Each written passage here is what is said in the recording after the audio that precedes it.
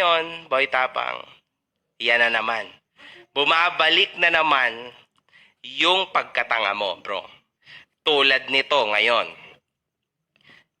Marami pa dyan na, iba, na mas maganda, mas maayos dyan sa kay Cherry White, pero si Cherry White ang pinili mo. Mapapansin nyo din, at ito pa, isa pa. Si Cherry White, Boy Tapang this time, ay kilala bilang manggagamit ng mga pangit. So, alam mo yon bro.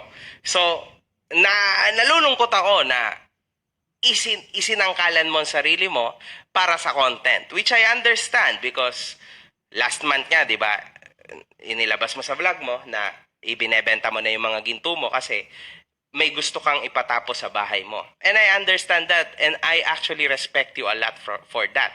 Kasi hindi lahat ng influencer mo ng isang tulad ko na kaibigan. Okay?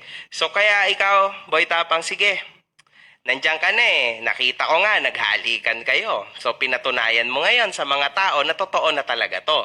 Kasi kayo ni LJ, yung ex mo noon, well, yung ex mo sa vlog, di ba?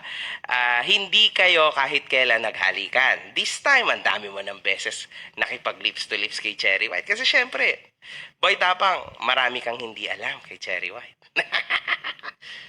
Sanay nga din siyang humalik sa mga medyo matatanda ng mga lips. At marami pang iba na slowly ilalabas lang lahat. Ano? So, hopefully,